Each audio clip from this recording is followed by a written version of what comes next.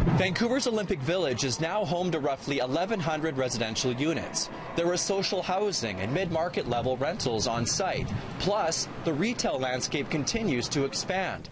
Not bad for a community and a project that got off to a pretty rough start. Well, there's two different stories about the Olympic Village. One is the finances, which had to do with the global downturn and business deals and such, which as a chief planner I had nothing to do with, and frankly I think were highly politicized for political reasons at that time.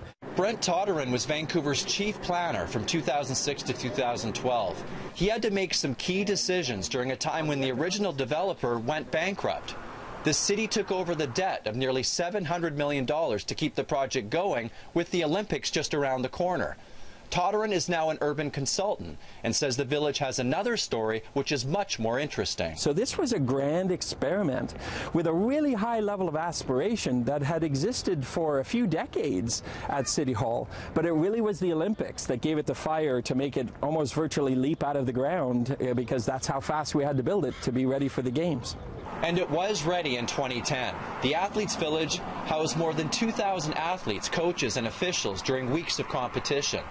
But when the Olympics and Paralympics wrapped up, the transformation was slow.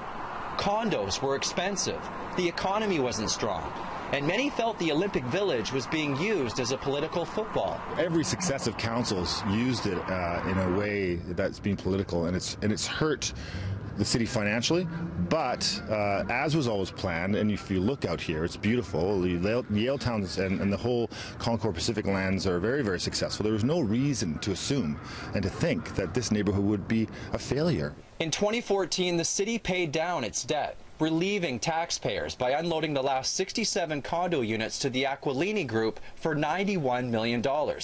Some felt it was too much of a bargain. But years later, there is less talk about money and politics.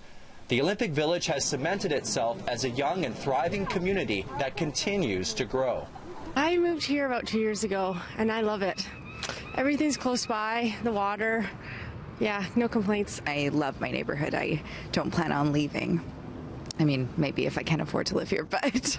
Nothing in this project was easy. All of it was deliberate, and I think as it's matured almost exactly, and in some ways better, than we had anticipated. In Vancouver, Greg Harper, City News.